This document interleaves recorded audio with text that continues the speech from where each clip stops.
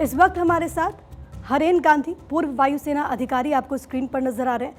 हरेन जी, सबसे पहले सवाल जो हर किसी के जहन में है कि आखिरकार वहां पर कैसी सिचुएशन निर्मित हुई होगी जो इतना बड़ा हादसा हो गया। एज एन एक्सपर्ट आप क्या जानकारी देंगे? अभी तक जो जानकारी मीडिया के सामने आई है, किस तरीके के हालात वहां पर हुए होंगे सर?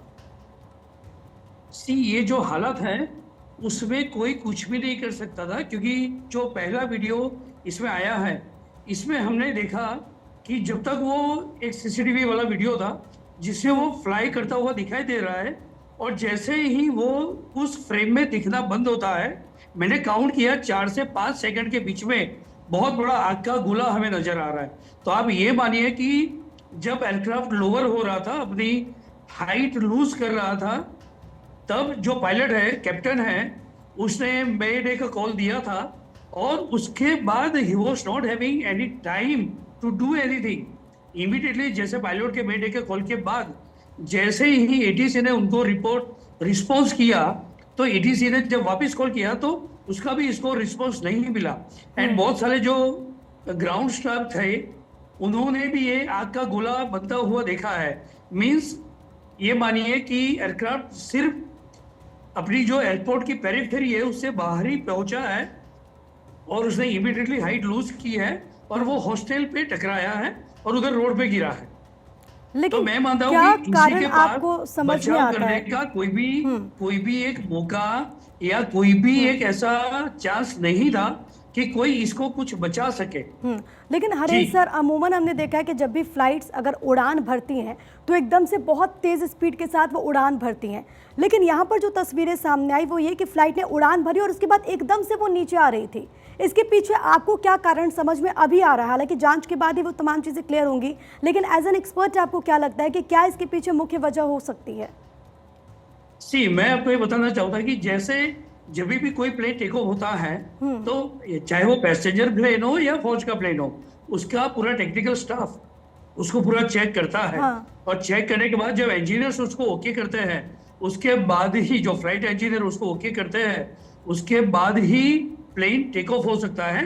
ये प्लेन अहमदाबाद में आज आया था, और जब वो टेक ऑफ करने जा रहा था उससे पहले पूरे क्लियरेंस उसके पास थे, और उसके बाद जैसे ही, तो मैं ये मानता हूँ कि जैसे ही उसने टेक ऑफ किया होगा उसी टाइम पे क्या पता शायद बर्ड हिट भी हो सकता है, या तो फिर इंजन फेलर। देखो ये है कि इंजन फेल होता तो शायद बर्ड ने हिट किया होता, तो एक इंजन फेल होता तो भी दूसरा अगर इंजन चालू होता तो पायलट के पास वो सरवाइव करने का चांस था। बट यहाँ पर दोनों इंजन एक साथ फेल हो रहे हैं, और कहीं पर कुछ रिपोर्ट्स में ये भी बताया जा रहा है कि फ्लेम नजर आई थी, तो ये दिखाता है कि दोनों इंजन एक साथ बंद हुए हैं। एंड जब दोनों इंजन एक साथ बंद हुए तो कोई बहुत बड़ा टेक्निकल फेलर है, और जिसका रिमेडी पायलट के पास उस पाई नहीं था।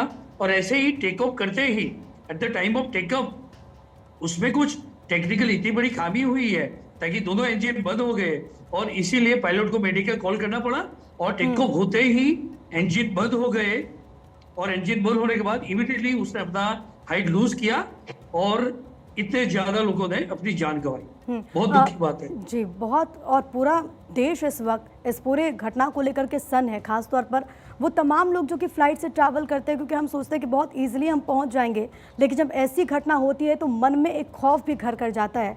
लेकिन क्योंकि सर इस वक्त सोशल मीडिया पर कई सारे वीडियोज़ हैं, कई सारी तस्वीरें हैं, एक शख्स ने एक वीडियो साझा किया था जिसमें उसने बताया कि सेम फ्लाइट से वो 2 घंटे पहले वहाँ पर पहुँचा था। उसने कहा कि वो फ्लाइट में उसने कुछ असामान्य चीज़ें नोट की थी, वहाँ पर जो स्क्रीन लगी रहती है वो भी वर्क नहीं कर रहा था। हालांकि हम पुष्टि नहीं कर रहे, लेकिन मैं उस शख्स के हवाले से कह रही हूँ कि अगर कोई असामान्य घटना उसने महसूस की एज अ पैसेंजर, तो वो चीज़ें तो वहाँ पर टेक्निकल स्टाफ ने भी देखी होगी। जरूर।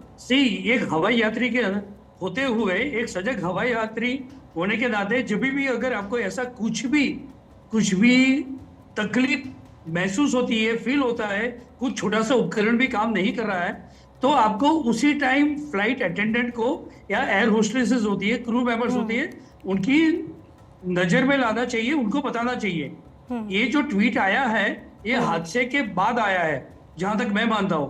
तो हादसे के बाद ये ट्वीट आया है, यही आदमी जो विश्ववत्स है इन्होंने बहुत अच्छा काम किया, ये सब किया था, बट ये ट्वीट्स आने के बाद किया। अगर ऐसी खामियां अगर उनको उसी टाइम पे अगर एयर क्रू को बता दिया जाता ओके। तो उधर चांसेस थे कि इसमें पूरा डिटेल में जानकारी, डिटेल में इंस्पेक्शन होता सर, एंड एक और शायद आखिरी ये सवाल। हादसा ना भी होता। एक और आखिरी सवाल कि बोइंग फ्लाइट्स को लेकर के खास तौर पर, क्योंकि सिक्योरिटी के लिहाज से कई सारे सवाल पहले भी उठते रहे हैं, यही कारण है कि दुनिया भर के कई देशों ने इस फ्लाइट को पूरी तरीके से डिसकंटिन्यू कर दिया है।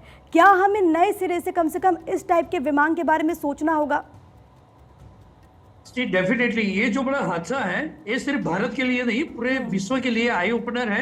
और ये जो सीरीज है, ड्रीम लाइनर की सीरीज है, उसके बारे में अभी डिटेल एनालिसिस होगी। आपने देखा होगा कि एयर इंडिया के पास एयर इंडिया के पास जितने भी ऐसे एयरक्राफ्ट है वो पूरे अभी ठीक है उसको सर। ऑपरेशनल नहीं रखा गया है। सबकी जांच ओके, इसको जांच होने ऑपरेशन वाली रखा है जाएगा और ये या सिर्फ फिर इंडिया में नहीं, नहीं होगा, तमाम पूरी जगह चीज़ें पे। हैं और इस पर जाहिर है कि कंपनीज भी और सरकार भी काम कर रही हैं। बहुत शुक्रिया आपका हमारे साथ चर्चा में शामिल होने के लिए और हमारे दर्शकों तक इतनी महत्वपूर्ण जानकारी साझा करने के लिए। Thank you so much sir. देखिए, इसके बाद कुछ भी